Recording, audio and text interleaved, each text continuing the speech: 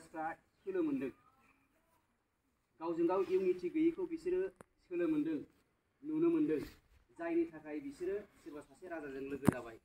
बै राजाखौ फेजेनबाय बै सासे राजाखौ लोगो जाबाय बै सासे राजाखौ फेजेनबाय बेबायदिनो फेजेनै लास्ट मोमेन्टआव बिसोरो गावसोरनि आखायाव जोंनि भारतबर्षखौ बिसोरो लादों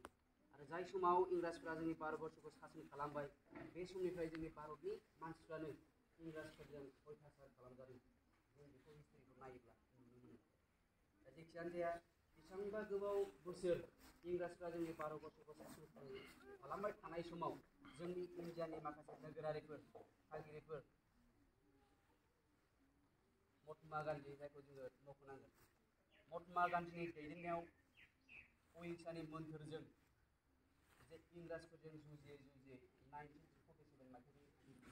15 आगस्टआवहाय जोंनि भारतबर्षआ उदां जादों जे समनिफ्राय भारतबर्षआ उदां जादों बै समनिफ्रायसो जोंनि इन्डियानि जेसेबांनाखि नोगोरारिफोर दं एसे बिन्दासाव थानो मोन्दों बयनिबो मोखाङाव एसे खुसियै थानो मोन्दों नङामोनब्ला जों इंराजफोरनि आथिं सिङाव अयथासार खालामजाबाय थानाया बै समाव दंबाय थायोमोन दा जेखियानो जाया